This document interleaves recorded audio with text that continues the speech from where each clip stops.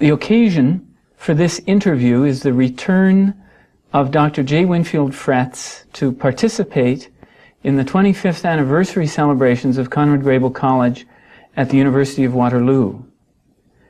Dr. Fretz was appointed as the first president of the college in 1962, and he took his position up in 1963 when the college opened.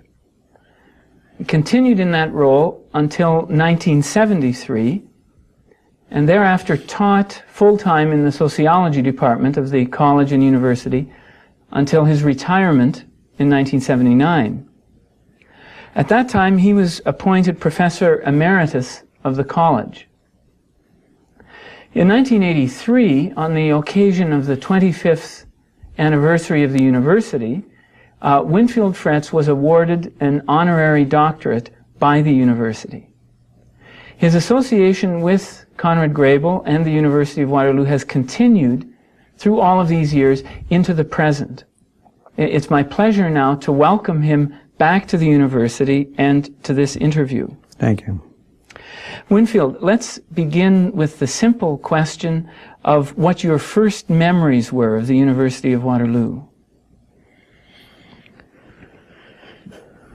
Well, the very first memories were a memory of ideas. I came here in 1956, a year before the university opened.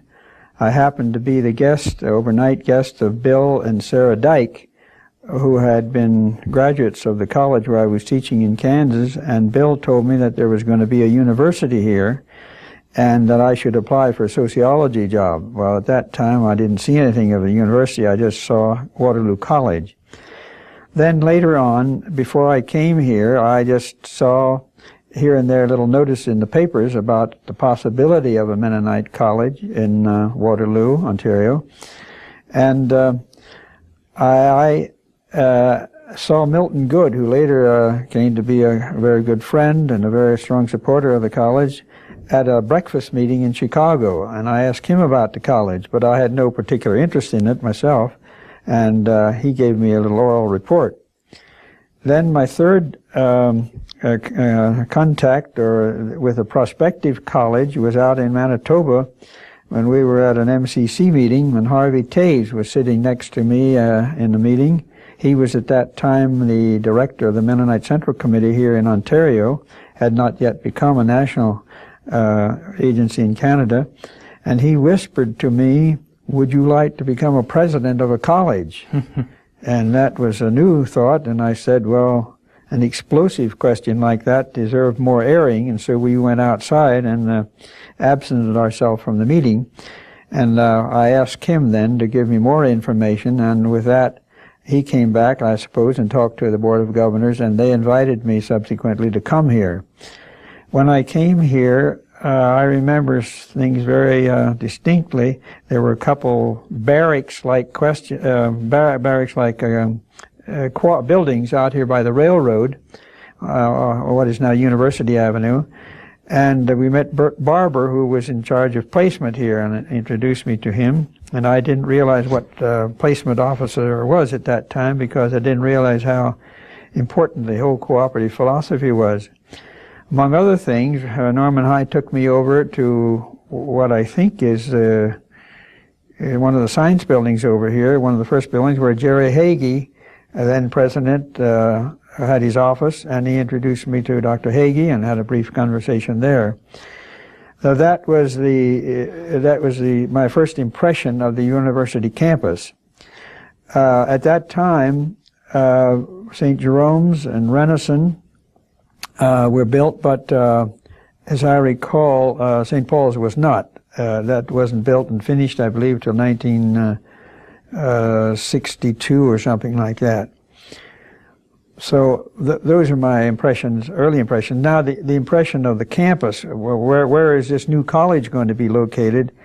That wasn't a very favorable one, because the other three colleges had their sites, and so all that was left was the one here to the, what would it be, to the south from Yes. St. Paul's. It was a high ridge covered with scrub brush, very narrow, and it didn't look very much like a prospectively attractive campus. And then just a few other things. The Westmount Road at that time was just a gravel road, just so short as 25 years ago, a gravel road from what is now Shakespeare and University Avenue up to Longfellow. And there was no road beyond that. The roads into Renison, St. Paul, and St. Jerome's were all on that side road, which is a dead-end road.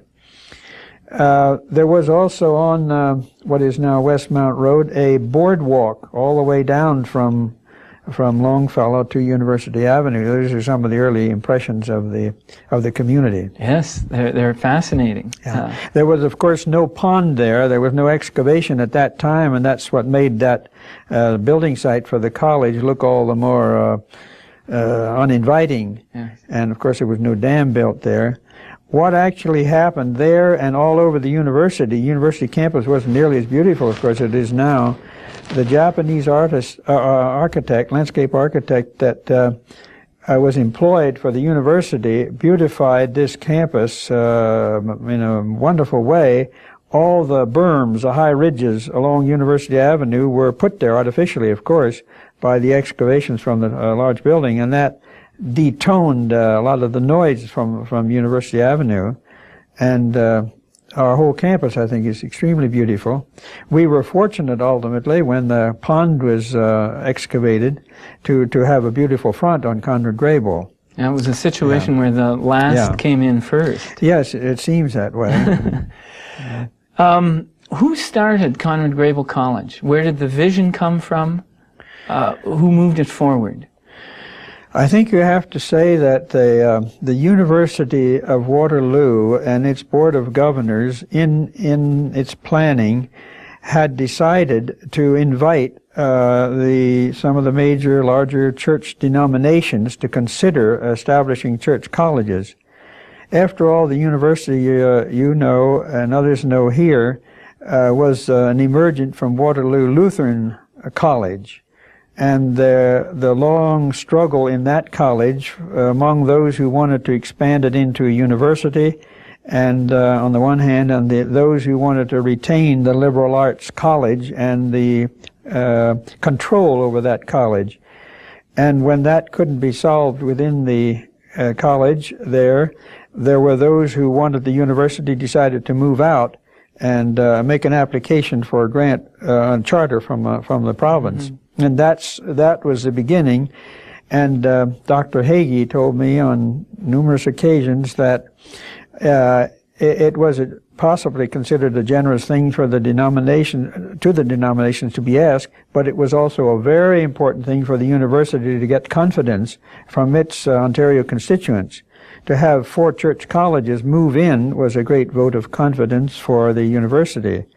So that the university then invited these denominations, and of course St. Jerome's was almost 100 years old, not quite. They were founded in 1864, I think. Mm. And they agreed to move on, and they had a status of a federated relationship, whereas Renison and St. Paul and Conrad Grebel, of course, did not have an established college, and they took what was called an affiliated relationship. Now, Renison, being an Anglican college, of course, had other colleges, and St. Paul's, being a United Church college, also had other colleges and educational institutions. Mennonites had no experience whatsoever, had no higher education in Ontario, and really not in Canada, not a 4-year college in Canada. So this was a new venture completely for the Mennonites. And the answer to your question, I think, is that some of the younger ministers here in the churches saw this as an opportunity to get a college. And so they began to raise the question and discuss it and bring it to the constituencies. And there they decided to go ahead and then apply for a charter, for private charter.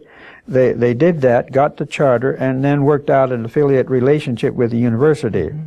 And it was then that they began to, of course, need personnel, And the first person they needed, of course, was the president. Yes. And that's how, as I see it, I wouldn't guarantee that all of these steps are a bona fide historical facts, but they're as I recall it. Yes, certainly. Now, I have two questions there. One of them is the intentions of the university, and you've mentioned something about that, to have church support would give the university credibility, especially over against Waterloo College. Were they interested, for example, from the beginning in having theology or religious studies departments, or were they more interested in having the church colleges simply run residences? Well, I would not be able to answer that very authoritatively. I think they were bona fidely interested in having them carry on the programs that they wanted to carry on, and they would surely have assumed with colleges like St. Jerome's, which was in existence, would not give up the teaching of religion and ethics and history and social questions. So I think that they were bona fidely interested in both objectives. Yes. That is, the one is related to the other.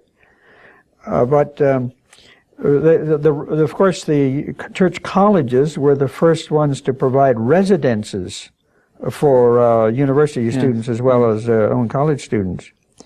And none of these church college students admitted only those of their own denomination. They all had open enrollment to the extent that they felt was desired. We always assumed at Conrad Grebel we would give Mennonites first choice in rooming there, but we never assumed that it would be filled with Mennonite students. Now, where did the model for Conrad Grebel come from? In other words, it had other colleges at the University of Waterloo to compare itself with. There were other schools. There were Bible colleges in Western Canada and liberal arts colleges in the United States. Were any of these used as the predominant model, or was it something completely different? Well, a lot of times I've been asked what my vision was for Conrad Grebel College, and I must say that my vision, if it can be called that, would have been very nebulous as a vision. You know, there's a saying that vision is greater than sight, because in vision there's the limitless imagination. There are no barriers, no limits to imagination.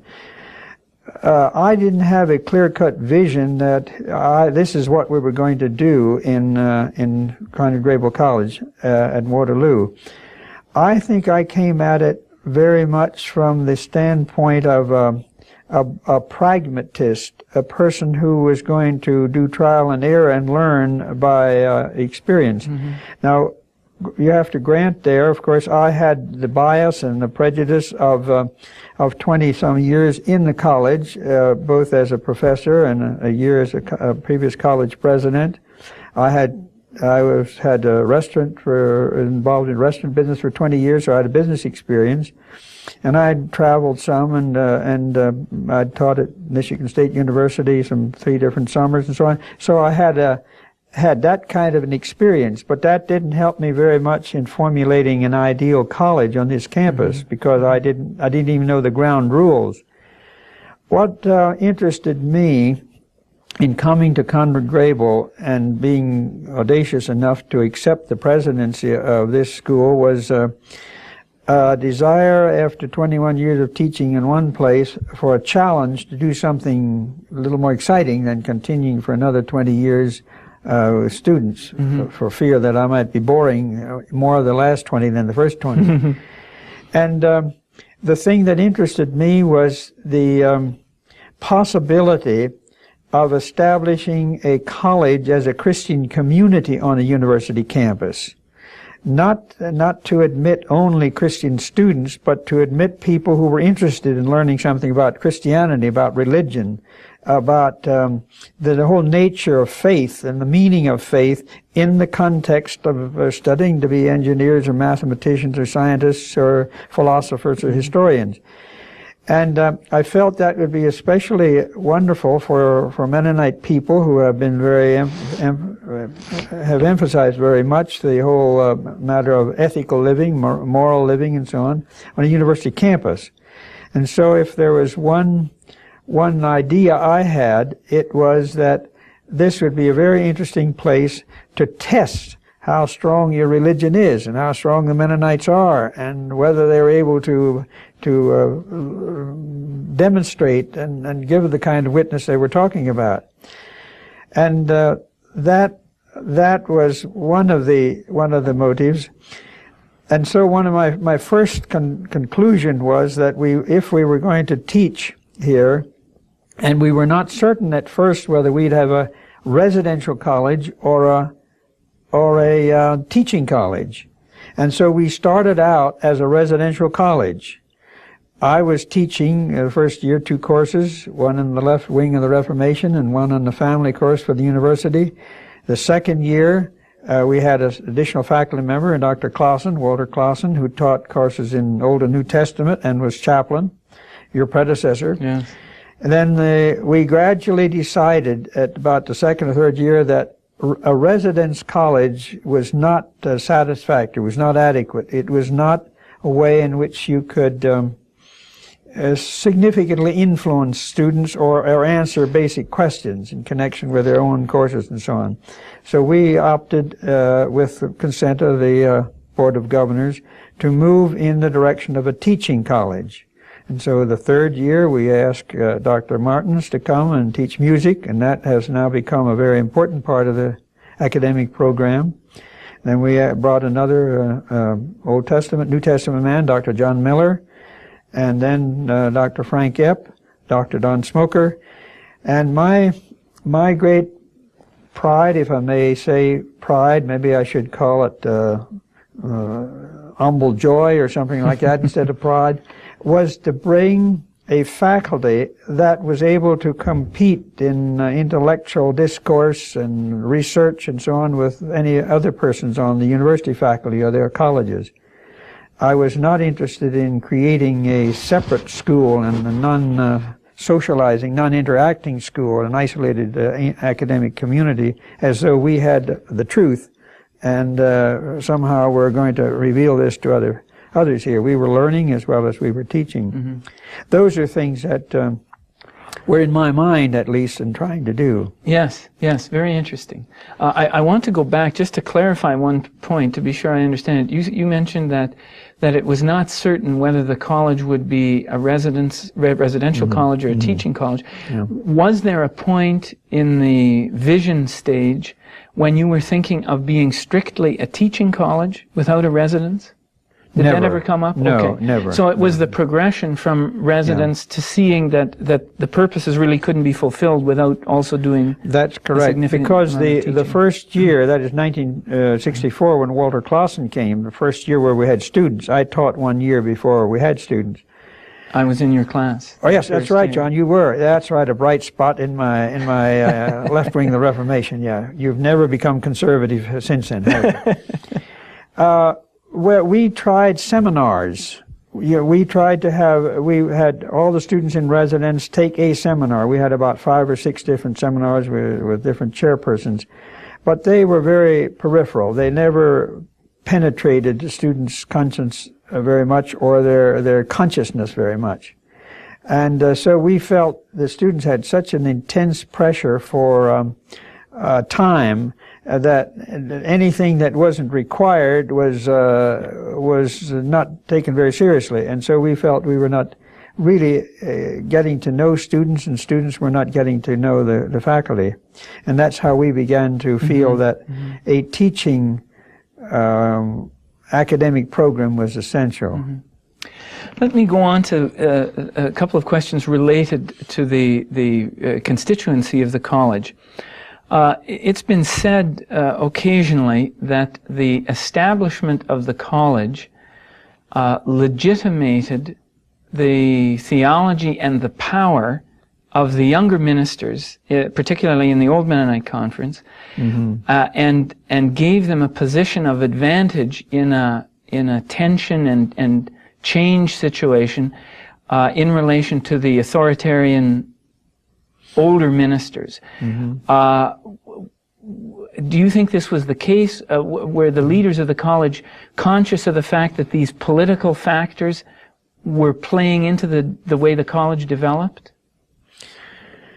Well, I think that there might have been that, but I don't think there was the great suspicion on the part of the more conservative people in the constituency that somehow the college would overthrow the church or was against the church. The Mennonites in Ontario have always been anti-intellectual. If you understand that, Crane Brinton's writings have used that term, anti-intellectual. That doesn't mean that they're unintellectual, that they're intelligent, but they're against the notion that you have to be educated in order to succeed in life. The Mennonites here felt that you could be a good law-abiding citizen, upright person, a Christian person, without getting a higher education. You could make it in life without a higher education. Traditionally, they have thought that. And the old order people still think that. And that may be true if you're going to be a farmer and live in the rural communities. But the majority of the so-called progressive Mennonites recognize the need for a higher education. I think when I came, the statistics here were that not over 15% of the young people of college and university age were attending higher institutions. That's for the population as a whole. Yes. I would guess that not over 5% of Mennonites at the highest would have been going to college or higher institutions. We could almost count with fingers on our two hands the number of Mennonite college graduates there were around here. So that they reflected this anti-intellectual tradition. But one of the things that amazed me was the way in which this constituency, with that background, was willing to accept what we were introducing here. And I think I always had very nice relationship with the churches and the people here. I was invited out and so on. So I felt very comfortable, and I think the people felt reasonably comfortable in relating to me. Mm-hmm. But one thing we did very early at the college, that's when John Miller came as an Old Testament, New Testament man. He had been very active in Reba Place, a religious community in Chicago. He had monthly seminars with the ministers who came here. They were in this area. Sometimes, I suppose, 25, 30 people came each one day a month. In the morning, they discussed maybe some Bible, a book of the Bible or so on. In the afternoon, they discussed social issues. And those conservative ministers who had had no education, I think were gradually enlightened about what some of the real problems were in biblical interpretation and social issues and counseling and new understanding. Mm-hmm. So they weren't threatened by the people who had college and seminary training. And then the people who had seminary training had also counseling skills and so on. So it never became so far as I was concerned, a great sharp issue. Yes. I think in individual churches it might have seemed that way, but I think it was a relatively smooth transition. Mm-hmm. What was the greatest challenge for you in the early years of the college's existence? Well, I think one of the great challenges was to establish this ideal Christian community, to have a college, a Christian college on a university campus, and select students who were in harmony with that idea. And the thing that seemed most educational to me, that is what I learned very quickly at the beginning, is the difference in the definition of Christianity and what I had in mind as a Christian community and what students had in mind as a Christian community. And as a consequence, we had students there who were not at all interested in what we were interested in. It seems to me, they didn't even have Christian growth and faith and so on as a secondary interest. They had a tertiary interest. The first interest is a nice new college, nice place to live, nice rooms, good food, and accessible to the class. That was number one. So nice, Christianity and nice was sort of synonymized. Then they felt that it was very inexpensive to stay here, and they found that it was just nicer than to do their own cooking and that sort of thing. It was a practical, pragmatic thing.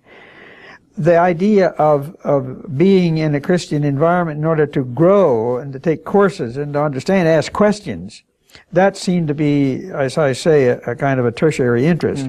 So I felt very disappointed at the time that there was so little interest in what we had stated as the objectives.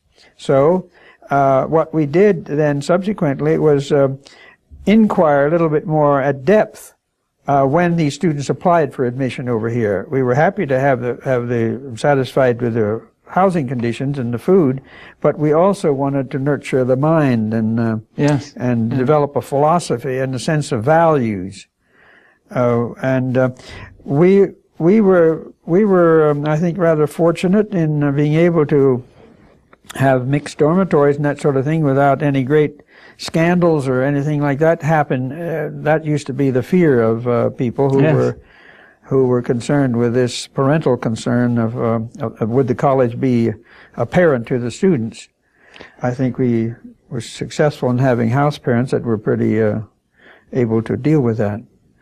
Now, while this was progressing, a phenomenon arose called the student movement or the spirit of the 60s, this sort of thing, which gradually grew in the latter part of the 60s. It arose just as the college was trying to establish its identity, its values, its rituals, and then a movement comes along which challenges anything permanent, anything institutionalized. But one which perhaps is welcome in light of what you spoke about a minute ago about the passivity of many students with regards to belief and value questions. Now, can you say something about how the college encountered this flood of challenges and questions that arose in our society at that time? Well, I think that we always had a group of students who were serious-minded enough to take on those issues and debate them in the residence. And we had a sense of student government, and I think students could always express themselves, not the refined kind of government that you have now, where you have a much more elaborate system of giving students an opportunity to express themselves and also be represented on the board and all that sort of thing, although we had early representation of students on our board of governors. And then I don't think we really had the most radical students that were protesting against us and our residents, and we still had a small faculty. We were never like a faculty of our own, like engineering or math. And the big criticisms came to the university and not to our residences. And then, of course, I always taught at the university here during the years, and the one encounter, confrontation, that I recall with one of my students was in an evening class in one of these amphitheaters here, where a student insisted on bringing her big dog to class. There was nothing the matter with her eyesight at all. It was a kind of a challenge, and I said, well, now that I take all kinds of students, but I won't take dogs. And, she said, why not? Well, I said, I just don't want to teach with dogs in the room. And someone else protested. And then I said, furthermore, it was against the rules of the university. And so she finally took her dog out and did it with a great deal of disdain and criticism. But that's the only kind of radical element that I saw. If that had happened to me, I think I would have just excused the class because you can't carry on any educational program if that's the case. But I must say that we didn't have anything here compared to what they had in Berkeley and some of the big city universities. Do you, sort of taking the net effect of these student protests, do you think more good or more ill came out of that upheaval for education? Oh, I would find it hard to quantify or qualify, I guess, that question, because I don't know how much it improved the educational system, because some of those things were not really educational in nature. They were, for instance, one great protest was the muddy condition up here when they built the residences. They had a great storm over here because it was muddy, because they hadn't gotten the roads and the hard surface and the pavements in yet. Mm-hmm. Well, that's just an endemic with the building program. And there were many unreasonable requests. I think you have to say that the faculties learned to take the serious concern of the students more seriously. Mm-hmm. In that sense, it was good. But in terms of specific issues, I remember at the university Senate meetings, there were student representatives who came and made loud protests against things. But I think they were heard with politeness and paid attention to it, but they were not all agreed to. And so I find it hard to say more or less. Yes. I think they had an impact, greater or to a greater or lesser degree. Mm-hmm. What about the relationship between church and state, which arose through the presence of a church institution in a public university?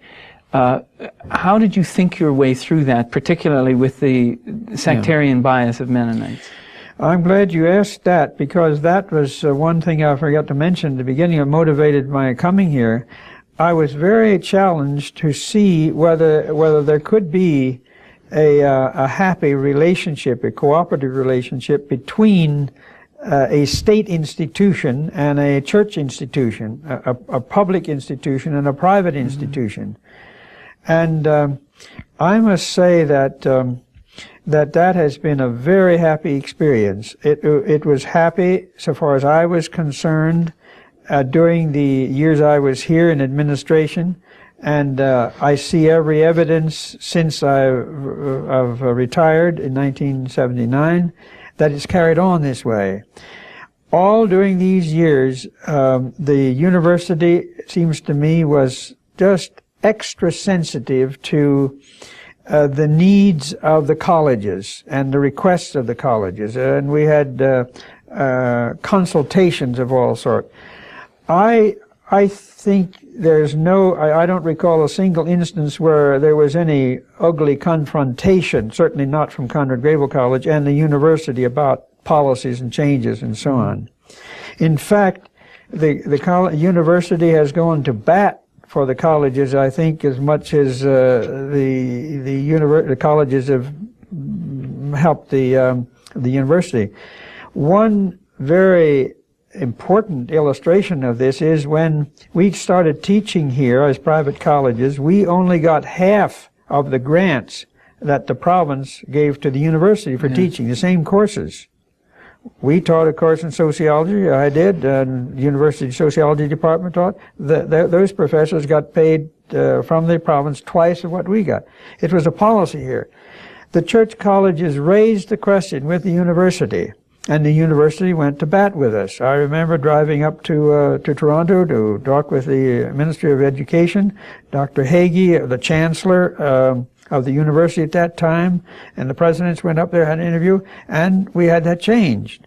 And the province granted full grants to the church colleges. Yeah, that's amazing. Yeah, well, that meant a great deal over the years. It meant millions of dollars, and there's no reason why they shouldn't. What's the virtue of saying you can give a half a loaf, but you can't give the whole loaf? If you do the same thing. Now, what effect did this have on the sense of responsibility for the college in the constituency? Did it encourage them that this institution was being acknowledged by the government, or did it allow them to more or less consign the college to the public sector?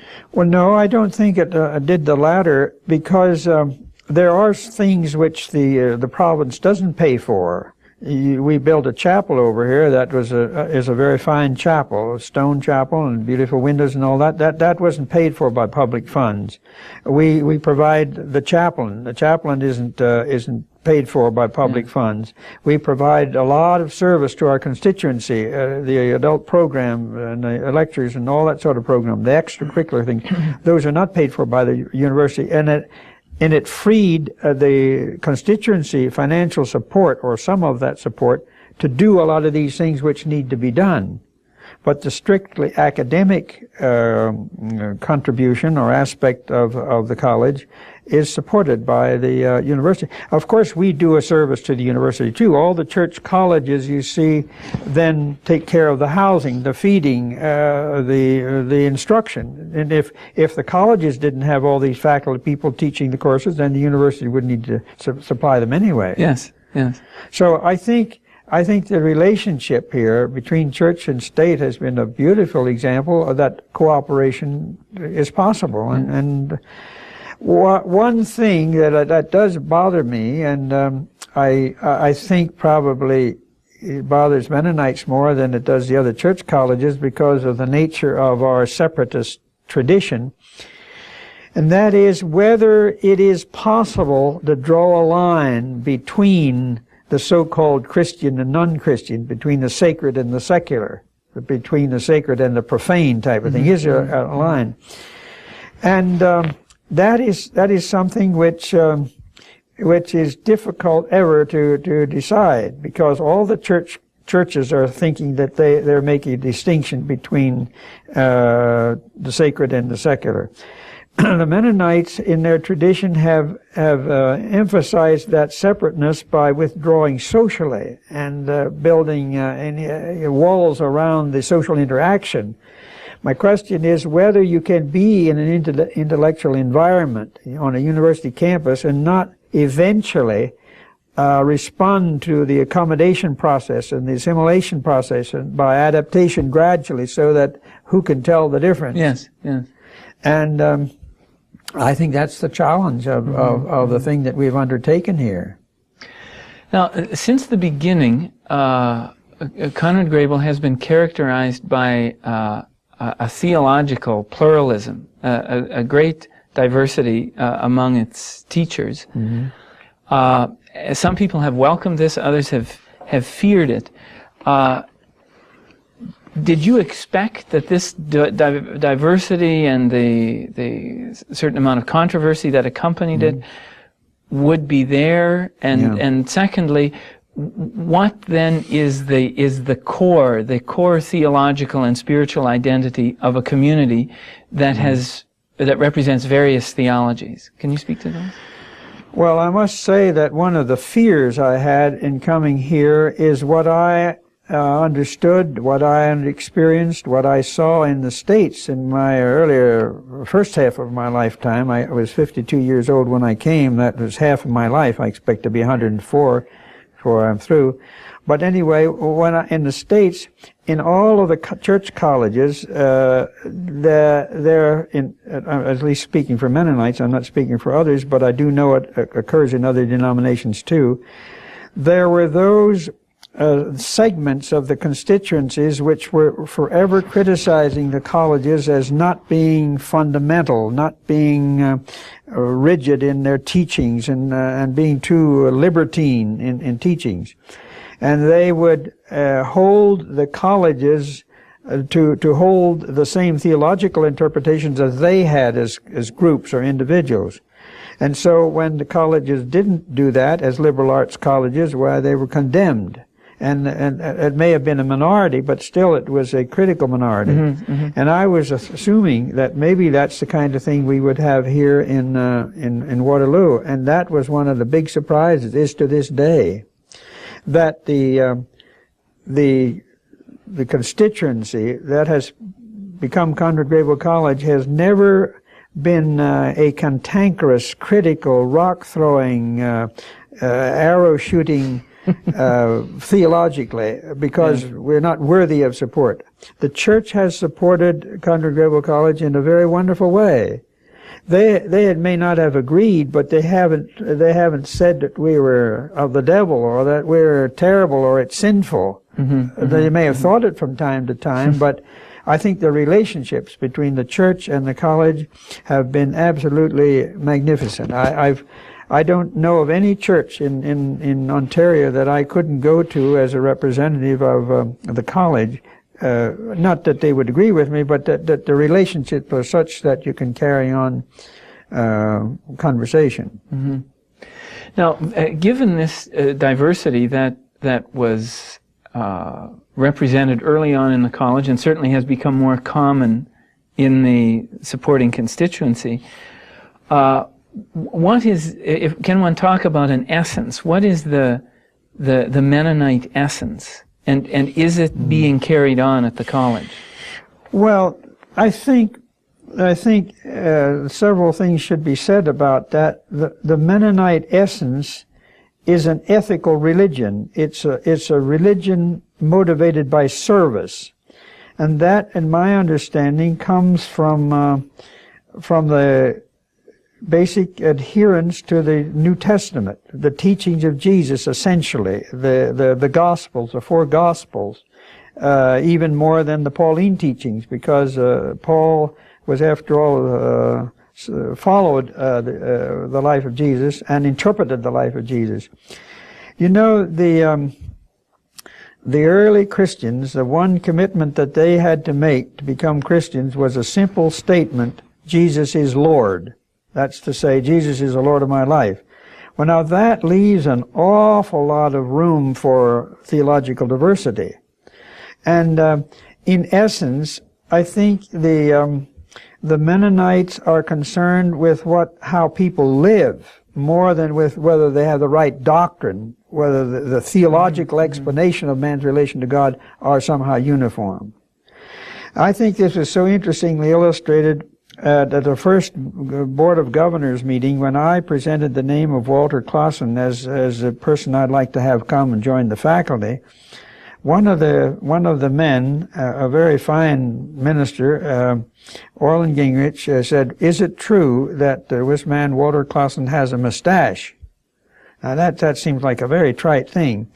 And I said, "Yes, it is true." I said, "Is that important?" He said, "To me, not necessarily," but he said, "To some of our people, whether he has a mustache is much more important than what he believes about the virgin birth." Wow. Wow. See, that the theological question was not as important as his external symbol, because a mustache traditionally was a symbol of the military man, and we're not military people. Now, that's a striking example. Yeah, it is, and but you see that he was saying, the minister, that's not my feeling, but I'm saying this is what some of our people will say. Well, in the course of time, they saw, of course, that this Walter Clausen is as fine a Christian man and a pacifist and a believer in peace, regardless of whether he has a beard or a mustache or he doesn't. Yeah. But there's an illustration of the importance of custom in some people's minds. And I think integrity, simplicity, frugality, uprightness, dependability, all those practical virtues are more important even than this worldly wisdom or a PhD degree or things of that sort. And I think that the Mennonite people have been very much interested in that the college is supporting that very same thing. The college is not saying, well, we want to make Einsteins out of our students. So. What was the greatest challenge, the greatest disappointment, and the greatest opportunity of your years of giving leadership at Conrad Grebel? Well, you should ask those one at a time. All right. Let's start with challenge. Well, I think it was to see this new institution, because that's what it was, take form. First the physical form, the building. Yeah. Then I was very much pleased with the building committee that was concerned that the building itself have character. that the chapel has character, and it was illustrated by the beautiful windows in the chapel, that the solidarity of the stone masonry had stability, that, as I've said sometimes, I couldn't accept the architect's first drawing of the building plan. I said, that flat roof is, I can't abide by that. It's too dead, too unsymbolic from what I like to see. Well, he came by then and presented a new plan with what he called the sawtooth edge of the building. Well, I said, that's at least a relief. It isn't Gothic. You know, it'd be nice to have Gothic buildings here, but they're much more expensive in our day. So that was one illustration. And of the boardroom table. That boardroom table is an oval-shaped table, beautiful walnut table. It's, 12, 15 feet in length and maybe 10, 12 feet in across diameter. John Neufeld, who was the chairman of the board and a draftsman at one of the local factories here, tried to get bids from the furniture company. They said, we can't do it. We can't make a table. There's no door anywhere that'll fit in. And then John Neufeld said, we can do it. I'll do it. I'll draft it. And he drew the drafting plans and brought the table into 3 parts. And so they brought that board table in. That's a beautiful piece of wood. And everybody who sits around there any time feels a sense of something, comfort, strength. It's a right place. Well, I was so pleased with the board that they did that. That was a challenge. And the second thing I've already mentioned is the bringing of the faculty here that can carry on conversation. And now, what has happened since I have left is a continuation of those things. I think the new faculty members are as competent as the old people were in their time, as committed, as experienced, and as much of what I used to like to call Renaissance people. They had a great breadth to their learning, and I feel very happy about that. That's quite a compliment. I feel that very, very much. Now, what about the matter of disappointments? Is there one that you could isolate that was particularly difficult? Well, I guess I've already alluded to it, that I always felt we didn't have a great enough degree of community. I guess I felt like Soren Kierkegaard with his being critical of the Christian faith, and when they asked him why, and he said, well, I just think it isn't Christian enough. You know, it's that. But that is a personal thing, and if we were to say, oh, that it's enough, it's just fine, it's perfect, then you wouldn't strive some more. I guess I would just like to see a high percentage of the students be interested in what the college is there for, because if they're not, then they could get their residence, their housing, and their food and so on elsewhere. And we can't do it for all people. And I would hope very much that this would be a place where the constituency could send its young people, and when they come out of college or university, no matter what they do here vocationally, that they're still interested in the church and in Christian ideals. Whether in Mennonite churches or other churches, there are a lot of mixed marriages here. But we found the other night at the alumni dinner that a lot of these marriages attested to the fact that they were enriched by the other person's background and so on. Yes. And that's wonderful. You know, life isn't very meaningful unless it's enjoyable. And the college ought to teach people how to live happily. I like to think that they ought to teach people how to confront and live to tell about it. Now, from your vantage point of retirement, but a very intense interest in the welfare of the college, do you have any closing observations about where you can underscore the direction the college is taking, or where you have worries that something is being lost of what was originally intended? Well, yes, I have a few comments on that. One of the things that I have mentioned from time to time is to President Liebold is the growth of the music department. I'm excited about the quality of the music program, and I'm very happy with the quality of the teachers and the fact that you're trying to add another person, full-time person to the music faculty. Mm-hmm. What I do see is the possibility of the tail wagging the dog, in that this department will be so strong, so great, and the income produced from the teaching, that it will overshadow the other parts of the program. And I don't know just how to handle that. If I were president, I wouldn't know, because if you're going to do something for the university as a whole, you can't very well say, well, we won't teach anymore if there's demand for more. You can, because the mathematics department and engineers are all cut off at a certain point. Mm-hmm. But that's one concern I have, and I'm not terribly disturbed, because I know you're conscious of it at the college, mm-hmm. and the present administration is conscious of it.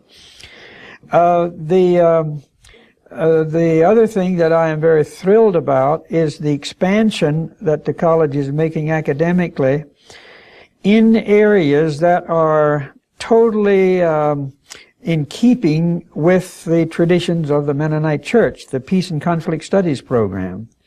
That is so exciting, because it's not only concerned with world peace, it is concerned on the local level with social justice, with the improvement of the prison system, with the M2 program, the VORP program. It is a new frontier in every community.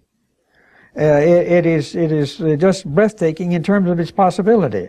It ought to be a part of every college, every community, because it is finding an answer to crime and treatment of crime. People have a disgustingly simple notion of who a criminal is and what you do to correct him, stick him in jail. It's disgusting. It's terrible. Well, I'm glad to see that there is this program. I'm glad to see the new Russian studies program, because there's so large a segment of Mennonite people have had this tremendously tragic experience in Russia. 50, 60, 70 years ago, and they have never had an interpretation of what has happened historically. And the fact that you have a man like Leonard Friesen now coming on full time, having his doctorate degree and studying the language as well as the history, going to Russia, this is a tremendous thing. And in both of these areas, in the one, the Peace and Conflict Studies and the Russian Studies, I can see great possibilities where you introduce the co-op system of education, where a student can get a work assignment in one of these problem areas. That's a tremendous thing, and that holds for all of Canada as well as this local area. And then the master's program in theological studies, I think, is quite in order, so that people who want to go beyond just a bachelor's degree have a place to continue, because the resources are here. This archive is now good with the Rempel contribution, and other contributions that will be made. I haven't much, but what I want to contribute to the archives and other professors here, I think, is going to make this a worthwhile place to come to study for a master's degree. And all the resources of the university, that's what makes it doubly important, because no small college could provide that alone. But with the resources here, with the courses that they can get in any field, any of the many 20, 30 departments that they have here, is what makes that very rich. Yes. Winfield, our hour is coming to a close.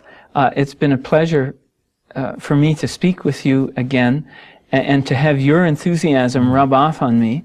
I hope that I have the same excitement about education and ideas when I'm your age that you have now.